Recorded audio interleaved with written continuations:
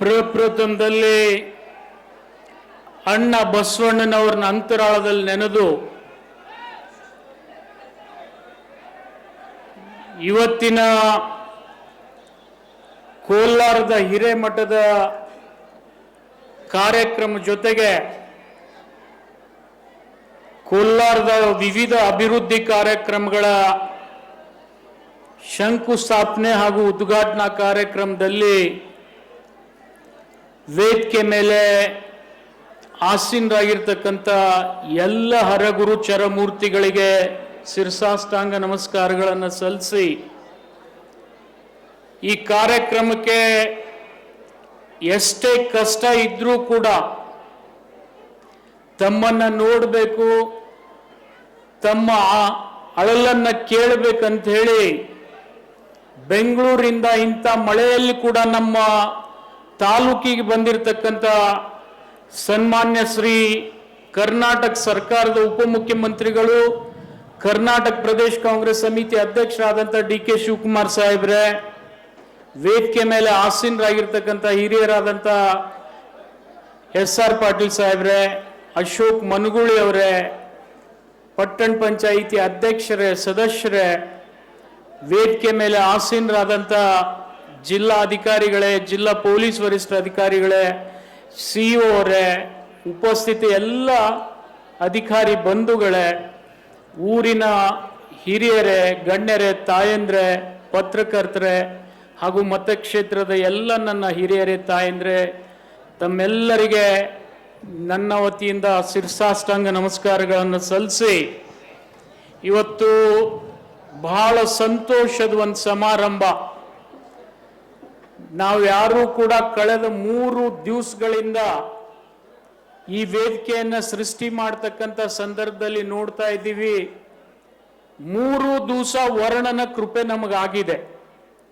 ಆದರೆ ಇಷ್ಟೊಂದು ಮಳೆ ಆದರೂ ಕೋಲಾರ ತಾಲೂಕಿನ ಜನ, ಬಸವನ ಬಾಗೇವಾಡಿ ತಾಲೂಕಿನ ಜನ ಈ ಮಳೆಗೆ ಅನ್ಸದೆ ಸನ್ಮಾನ್ಯ ಡಿ.ಕೆ. ಶಿವಕುಮಾರ್ ಅವ್ರ ಮಾತು ಕೇಳಬೇಕಂತೇಳಿ ತಾವು ಏನ್ ಬಂದಿದ್ದೀರಿ, ತಮ್ಗೆಲ್ಲರಿಗೆ ಕೋಟಿ ಕೋಟಿ ನಮನಗಳನ್ನ ಸಲ್ಲಿಸಲಿಕ್ಕೆ ಇಚ್ಛೆ ಪಡ್ತಾ ಇದ್ದೀನಿ ನಾನು. ಯಾಕಂದ್ರೆ ಈ ಮಳೆ 3 ದಿವಸದಿಂದ ಸತತವಾಗಿ ಆಗ್ತಾನೆ ಇದೆ. ಈಗ ಆಯ್ತು, ಇಷ್ಟ ಆದ್ಮೇಲೆ ಮತ್ತೆ ಸಂಜಿತನ ಆಗೋದಿಲ್ಲ. ಆದರೆ ಇಷ್ಟೇ ಮಳೆಗೆ ಯಾರೂ ಕೂಡ ಕದಡದೆ ತಾವೆಲ್ಲ ಇಲ್ಲೇ ಉಪಸ್ಥಿತರಿದ್ರಿ. ಆಸೆ ಏನಪ್ಪ ಅಂದ್ರೆ, ನನ್ನ ಆಸೆನೂ ಅದೇ ಇದೆ. ಯಾಕಂದ್ರೆ ಸಂತ್ರಸ್ತರ ವಿಚಾರದಲ್ಲಿ ಬಹಳಷ್ಟು ಜನರ ಸಮಸ್ಯೆಗಳನ್ನು ಇವತ್ತು ನಾವು ಸನ್ಮಾನ್ಯ ಉಪಮುಖ್ಯಮಂತ್ರಿಗಳ ಮುಂದೆ, ಮುಖ್ಯಮಂತ್ರಿಗಳ ಮುಂದೆ ತೋಡ್ಕೊಳ್ಬೇಕಾಗಿದೆ. ಯಾಕಂದ್ರೆ ಇವತ್ತು 3 ತಲೆಮಾರಿನ ಹಿರಿಯರು ಈ ಕನಸನ್ನ ಕಂಡಿದ್ದಾರೆ. ಇವತ್ತು ನಿಮಗೆ ಹೇಳಬೇಕಪ್ಪ ಅಂದ್ರೆ, ದಿವಂಗತ ಸುಗಂಧಿ ಮುರುಗೇಪಣ್ಣ ಅವರು ಲೋಕಸಭಾ ಸದಸ್ಯರಿದ್ರು ಒಂದು ಕಾಲದಲ್ಲಿ, ಸ್ವಾತಂತ್ರ್ಯದ ನಂತರ.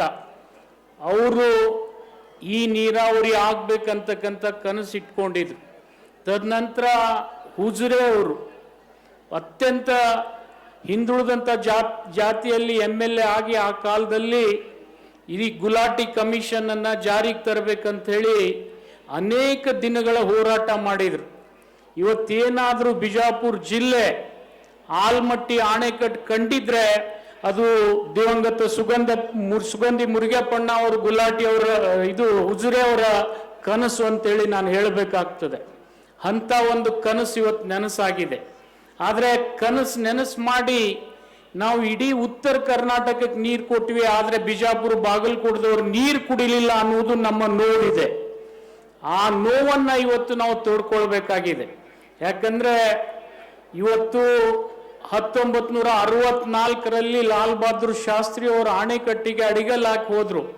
ಆದ್ರೆ ನೀರು ಇವತ್ತು ನಾವು ಡ್ಯಾಮ್ ಕಟ್ಟಿ ನೆರೆ ಜಿಲ್ಲೆಗಳಿಗೆ ಅಷ್ಟೇ ಅಲ್ಲ, ಇಡೀ ಉತ್ತರ ಕರ್ನಾಟಕಕ್ಕೆ ಕುಡಿಯುವ ನೀರು ಕೊಡ್ತಾ ಇದ್ದೀವಿ. ಆದರೆ ದುರ್ದೈವಶ ನಮ್ಮ ಪಾಲಿಗೆ ಬರ್ತಕ್ಕಂಥ ಏನು 80 TMC ನೀರಿದೆ, ಅದು ಬಾಗಲಕೋಟೆ ಮತ್ತು ಬಿಜಾಪುರಕ್ಕೆ ಬರಬೇಕಾಗಿದ್ದು ಇನ್ನೂ ಬರ್ತಾ ಇಲ್ಲ. ಕಾರಣ ಸರ್ವೋಚ್ಚ ನ್ಯಾಯಾಲಯದಲ್ಲಿ ಇರ್ತಕ್ಕಂಥ ವ್ಯಾಜ್ಯ. ನಾ ಹಿನ್ನೆಲೆಯಲ್ಲಿ ಮಾನ್ಯ ಉಪಮುಖ್ಯಮಂತ್ರಿಗಳಲ್ಲಿ ಒಂದು ವಿನಂತಿಯನ್ನ ಮಾಡ್ತೀನಿ. ಇವತ್ತು ವ್ಯಾಜ್ಯ ಬಗೆಹರಿದು ಈ ಯೋಜನೆ ಜಾರಿಗೆ ಬರಬೇಕಾದ್ರೆ ಪ್ರಾಯಶಃ ಲಕ್ಷ ಕೋಟಿಗಿಂತಲೂ ಹೆಚ್ಚಿನ ಹಣ ನಮಗೆ ಬೇಕಾಗ್ತದೆ. ಅದು ಇವತ್ತು 1.5 ಲಕ್ಷ ಕೋಟಿನೂ ಆಗ್ಬೋದು, 2 ಲಕ್ಷ ಕೋಟಿನೂ ಆಗ್ಬೋದು ಅದು ಮುಗಿಯೋರಿಗೆ. ಆದರೆ ಅದಕ್ಕಿಂತಲೂ ಪೂರ್ವದಲ್ಲಿ ತಮ್ಮ ಅಧಿಕಾರದ ಅವಧಿಯಲ್ಲಿ ಮುಗಿತಕ್ಕಂಥ ಒಂದು ಸಣ್ಣ ವಿನಂತಿಯನ್ನು ತಮ್ಮಲ್ಲಿ ನಾವು ಮಾಡ್ಕೊಳ್ಳಿಕ್ಕೆ ಇಚ್ಛೆ ಪಡ್ತಾ ಇದ್ದೀವಿ. ಮುಖ್ಯಮಂತ್ರಿಗಳು ಮತ್ತು ತಾವು ಮನಸ್ಸು ಮಾಡಿದರೆ, ತಾವೇನು ಮೊನ್ನೆ ನಮ್ಮನ್ನೆಲ್ಲ ಜನಪ್ರತಿನಿಧಿಗಳನ್ನು ಕರೆದಿದ್ರಿ, ಆ ಸಂದರ್ಭದಲ್ಲಿ ಕೂಡ ತಮ್ಮ ಸಲಹೆಗಾರರಾದಂಥ ಮೋಹನ್ ಕಾತರ್ಕಿಯವರು ಕೂಡ ಒಂದು ಮಾತು ಹೇಳಿದರು. ಏನರೇ ಮಾಡಿ ಆಲ್ಮಟ್ಟಿ ಅಣೆಕಟ್ಟಿನ ಗೇಟ್ಗಳನ್ನು ಹಾಕಿ ಅಟ್ಲೀಸ್ಟ್ 1 ಅಥವಾ 2 ಮೀಟರ್ ನೀರನ್ನು ನೀವು ನಿಲ್ಲಿಸಿದ್ರೆ ಆ ನೀರು ಖಂಡಿತ ಬಾಗಲಕೋಟೆ ಬಿಜಾಪುರ ಜಿಲ್ಲೆಗೆ ವರದಾನ ಆಗ್ತದೆ ಅಂದರೆ ಅದು ತಪ್ಪಾಗ್ಲಿಕ್ಕಿಲ್ಲ ಅಂತೇಳಿ ನಾನು ಹೇಳಬೇಕಾಗಿದೆ. ಈಗಾಗಲೇ ಉಪಮುಖ್ಯಮಂತ್ರಿಗಳಿಗೆ ಆಶ್ಚರ್ಯ ಆಯಿತು. ಸಿಂದಗಿ ತಾಲೂಕಿನಲ್ಲಿ 3 ಕಾರ್ಖಾನೆ ಇದಾವ ಅಂತ ಹೇಳಿದರು. ಸಾಹೇಬ್ರೆ, ನಾವು ಮನಸ್ಸು ಮಾಡಿದರೆ ಬಿಜಾಪುರ ಬಾಗಲಕೋಟೆ ಜಿಲ್ಲೆಯವರು 24 ಸಕ್ಕರೆ ಕಾರ್ಖಾನೆಗಳನ್ನು ಇವತ್ತು ನಾವು ಕಟ್ಟಿದ್ದೀವಿ ಅಂದ್ರೆ ಅದು ತಪ್ಪಾಗ್ಲಿಕ್ಕಿಲ್ಲ ಅಂತ ನಾನು ಹೇಳಬೇಕಾಗ್ತದೆ. ಇವತ್ತು ಮಂಡ್ಯ ಸಕ್ಕರೆ ನಾಡಲ್ಲ, ಬಿಜಾಪುರ ಬೆಳಗಾವಿ ಮಾತ್ರ ಸಕ್ಕರೆ ನಾಡ ಅಂದ್ರೆ ಅದು ತಪ್ಪಾಗ್ಲಿಕ್ಕಿಲ್ಲ ಅಂತ ನಾನು ಹೇಳಬೇಕಾಗ್ತದೆ. ಅಂತ ಒಂದು ಶಕ್ತಿ ಭಗವಂತ ನಮ್ಮ ಭೂಮಿಗೆ ಕೊಟ್ಟಿದ್ದಾನೆ. ಆದರೆ ನೀರು ಕೊಡ್ತಕ್ಕಂಥ ಪುಣ್ಯಾತ್ಮರು ನಮಗೆ ಬೇಕಾಗಿದೆ. ಆ ಪುಣ್ಯ ನಿಮಗೆ ಮತ್ತು ಸಿದ್ದರಾಮಯ್ಯನವ್ರಿಗೆ ಸಿಗಲಿ ಅಂತೇಳಿ ನಾನು ಹಾರೈಸ್ತೀನಿ ಈ ಸಂದರ್ಭದಲ್ಲಿ. ಆ ಕೆಲಸ ನೀವು ಮಾಡಿದರೆ ನಮ್ಮ ಜನ ಕೇವಲ ಕಬ್ಬು ಅಷ್ಟೇ ಅಲ್ಲ, ನೀವು ಇಲ್ಲಿ ಬಂಗಾರ ಬೆಳೀರಿ ಅಂದ್ರೂ ಬೆಳೀತಾರೆ. ಯಾಕಂದ್ರೆ ದ್ರಾಕ್ಷಿ ಬೆಳೆದಿದ್ದೀವಿ, ದಾಳಂಬ್ರಿ ಬೆಳೆದಿದ್ದೀವಿ, ಲಿಂಬಿ ಬೆಳೆದಿದ್ದೀವಿ, ಇದ್ರ ಜೊತೆಗೆ ಡ್ರ್ಯಾಗನ್ ಫ್ರೂಟ್ ಬೆಳಿತೀವಿ. ಇನ್ನೂ ಭವಿಷ್ಯದಲ್ಲಿ ಏನೇ ನೀವು ಬೆಳೀರಿ ಅಂದ್ರೆ ಅದನ್ನು ಬೆಳೆದು ತೋರಿಸ್ತಕ್ಕಂಥ ಶಕ್ತಿ ಯಾವುದಾದ್ರೂ ಜಿಲ್ಲೆಗಿದ್ರೆ ಅದು ಅವಿಭಾಜ್ಯ ಬಿಜಾಪುರ ಬಾಗಲಕೋಟೆ ಜಿಲ್ಲೆಗೆ ಅಂತೇಳಿ ನಾನು ಹೇಳಬೇಕಾಗಿದೆ. ಅಂಥ ಶಕ್ತಿ ನಮಗಿದೆ. ದಯಮಾಡಿ ಆ ಅವಕಾಶ, ಈಗೇನು ನೀವು 1 ಮೀಟರ್ ಹೈಟನ್ನು ಎತ್ತರ ಮಾಡಿದರೆ ಬಹಳ ಏನು ವೆಚ್ಚ ಆಗೋದಿಲ್ಲ. ಒಂದು 25,000 ಕೋಟಿಯಿಂದ 30,000 ಕೋಟಿ ಹೋಗ್ಬೋದು. ಲ್ಯಾಂಡ್ ಕಾಂಪೆನ್ಸೇಷನ್ ಹಿಡಿದು ಎಲ್ಲ ಯೋಜನೆಗೆ ನೀರು ನಿಲ್ಲಿಸ್ತಕ್ಕಂಥ ಒಂದು ಅವಕಾಶ ನಿಮಗೆ ಸಿಗ್ತದೆ. ಆ ನೀರು ನಿಲ್ಲಿಸಿದ್ರೆ ಬಾಗಲಕೋಟೆ ಬಿಜಾಪುರ ಜಿಲ್ಲೆಯಲ್ಲಿ ಇರ್ತಕ್ಕಂಥ ಎಲ್ಲ ಭೂಮಿಗೆ ನೀರು ಸಿಗ್ತಕ್ಕಂಥ ಅವಕಾಶ ಇದೆ. 40 ನಮಗೆ ಸಿಗಬೇಕಾಗಿದೆ 80 TMC. ಆದರೆ ತ್ವರಿತವಾಗಿ ನೀವು ಒಂದು 40 TMC ಕೊಟ್ಟರೆ ಇಡೀ ಕರ್ನಾಟಕದ ಏನು ಬಿಜಾಪುರ ಜಿಲ್ಲೆ ಇದೆ ಇದು ನಿಮ್ಮ ರಾಜ್ಯಕ್ಕೆ ಎಷ್ಟು ಬೇಕು ಅಷ್ಟು ಸಕ್ಕರೆ ಕೊಡೋದ್ರ ಜೊತೆಗೆ ಎಲ್ಲ ದವಸ ಧಾನ್ಯಗಳನ್ನು ಕೊಡ್ತಕ್ಕಂಥ ಶಕ್ತಿ ನಮ್ಮ ಜಿಲ್ಲೆಗಿದೆ. ಅದನ್ನು ನೀವು ನಮ್ಮ ಮೇಲೆ ದಯೆಯನ್ನು ಮಾಡಬೇಕು ಅಂತಕ್ಕಂಥ ವಿನಂತಿ ಮಾಡಿಕೊಳ್ಳುವ ಹಿನ್ನೆಲೆಯಲ್ಲಿ ಈ ಕಾರ್ಯಕ್ರಮ ನಿಮ್ಮನ್ನು ನಾವು ಕರೆದಿದ್ದೀವಿ. ಇವತ್ತು ನನಗೆ ಇನ್ನೊಂದು ಆಸೆ ಏನಪ್ಪ ಅಂದರೆ, ಅತ್ಯಂತ ಮುಳುಗಡೆ ಆದಂಥ ಹಳ್ಳಿಗಳಲ್ಲಿ ಏನು ಇವತ್ತು 200ಕ್ಕಿಂತಲೂ ಹೆಚ್ಚಿಗೆ ಹಳ್ಳಿಗಳು ನಮ್ಮ ಮುಳುಗಡೆ ಆಗಿದ್ದಾವೆ. ಅದರಲ್ಲಿ ಬಾಗಲಕೋಟೆ ಬಿಟ್ಟ ನಂತರ ದೊಡ್ಡ ಹಳ್ಳಿ ಯಾವುದರ ಮುಳುಗಡೆ ಆಗಿದ್ರೆ ಅದು ಕೋಲಾರ. ಆದರೆ ಈ ದುರ್ದೈವ ಏನಪ್ಪ ಅಂದರೆ, ಈ ಕೋಲಾರದ ಜನತೆ ಕೇವಲ 3,000-2,000 ರೂಪಾಯಿಗೆ ಎಕರೆ ಜಮೀನನ್ನು ಕೃಷ್ಣ ಯೋಜನೆ ಕೊಟ್ಟಿದ್ದಾರೆ ಅಂದರೆ ಅದು ತಪ್ಪಾಗ್ಲಿಕ್ಕಿಲ್ಲ ಅಂತ ನಾನು ಹೇಳಬೇಕಾಗ್ತದೆ. ಆದರೆ ಇವತ್ತು ಅದೇ ಭೂಮಿ 30 ಲಕ್ಷದಿಂದ 40 ಲಕ್ಷ ರೂಪಾಯಿವರೆಗೆ ಮಾರಾಟ ಆಗ್ತದೆ.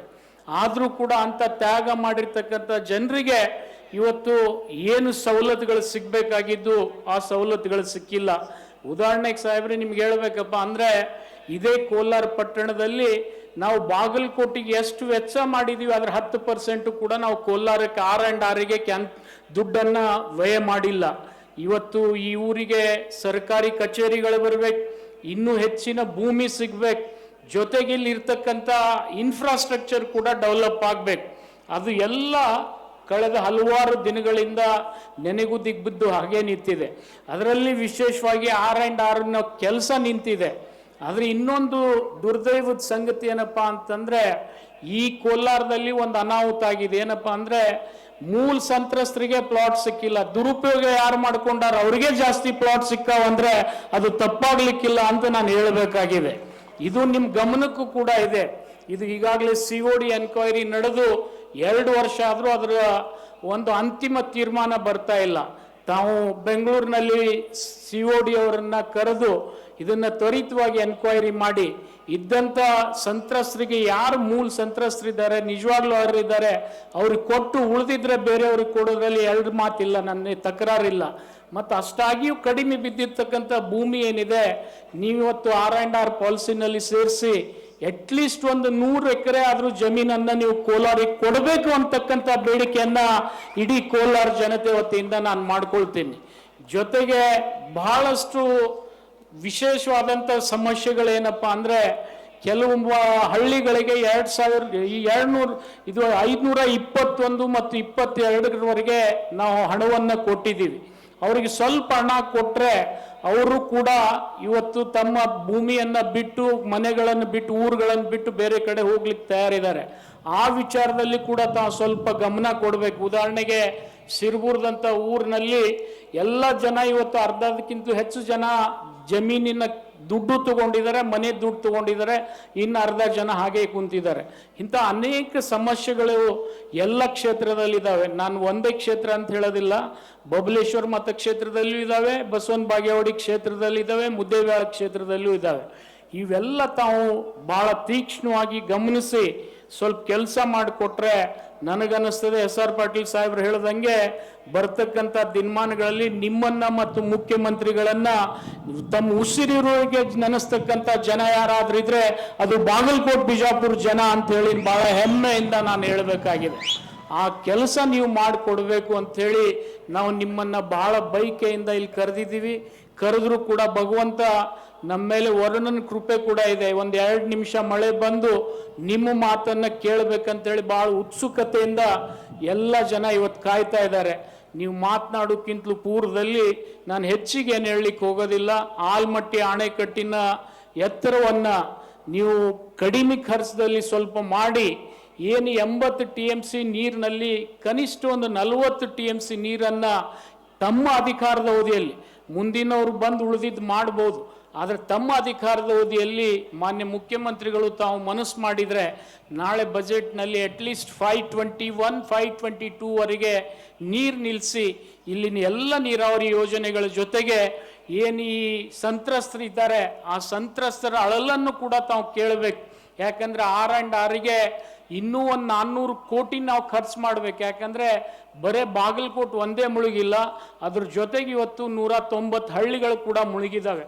ಅವ್ರನ್ನೆಲ್ಲ ತಾವು ಗಣನೆಗೆ ಇಟ್ಟುಕೊಂಡು ತಮ್ಮ ಪರಿಹಾರವನ್ನು ಸೂಚಿಸ್ತೀರಂತಕ್ಕಂಥ ಇಚ್ಛಾಶಕ್ತಿಯಿಂದ ನಾವು ಭಾಳ ಕಾತುರತೆಯಿಂದ ಕಾಯ್ತಾ ಇದ್ದೀವಿ. ದಯಮಾಡಿ ನಿಮ್ಮೆಲ್ಲರ ವತಿಯಿಂದ ನಾನು ಹೆಚ್ಚಿಗೆ ಮಾತನಾಡದೆ ಅವರು ಮತ್ತೆ 3 ಗಂಟೆಗೆ ಇಲ್ಲಿಂದ ಬೇರೆ ಕಡೆ ಪ್ರಯಾಣ ಬೆಳೆಸಬೇಕು. ಯಾಕಂದರೆ ಹವಾಮಾನದ ವೈಪರೀತ್ಯ ಇರೋದ್ರಿಂದ ನಾನು ಹೆಚ್ಚಿಗೆ ಸಮಯ ತೆಗೆದುಕೊಳ್ಳೋದಿಲ್ಲ. ಮಾನ್ಯ ಉಪಮುಖ್ಯಮಂತ್ರಿಗಳು ನಿಮ್ಮೆಲ್ಲರ ಆಸೆಯನ್ನು ಈಡೇರಿಸ್ತಾರೆ ಅಂತಕ್ಕಂಥ ಆಶಾಭಾವನೆಯನ್ನು ಇಟ್ಕೊಂಡು ತಮ್ಮನ್ನು ಇಷ್ಟು ಕಷ್ಟ ಇದ್ದರೂ ಕೂಡ ಕರೆಸಿ ನೀವು ಅವರಿಗೆ ಸಂಬೋಧನೆ ಮಾಡ್ತಕ್ಕಂಥ ಅವಕಾಶ ಆ ವರುಣನ ದೇವರು ನಮಗೆ ಒದಗಿಸಿಕೊಟ್ಟಿದ್ದಾನೆ. ಯಾಕಂದರೆ ಮಳೆ ನಿಂತು ಯಾರೂ ಕೂಡ ಕದಡಿಲ್ಲ. ತಾವು ಮಾತನಾಡ್ತಕ್ಕಂಥ ಸಂದರ್ಭದಲ್ಲಿ ಖಂಡಿತ ಮಳೆ ನಿಂದಿರ್ತದೆ, ಆದರೆ ನಿಮ್ಮ ಮಾತು ಮಾತ್ರ ನಿಲ್ಲಬಾರ್ದು ಅನ್ನತಕ್ಕಂಥ ಮಾತನ್ನು ಈ ಸಂದರ್ಭದಲ್ಲಿ ಮನವಿ ಮಾಡಿಕೊಂಡು ಆ ಮಾತಿಗೆ ತಾವು ಸ್ಪಂದನೆ ಮಾಡ್ಬೇಕಂತ ಹೇಳಿ ಕೇಳ್ಕೊಂಡು ನನ್ನ 4 ಮಾತುಗಳನ್ನು ಮುಗಿಸ್ತಾ ಇದ್ದೀನಿ. ಜೈ ಹಿಂದ್, ಜೈ ಕರ್ನಾಟಕ. ಹಲೋ.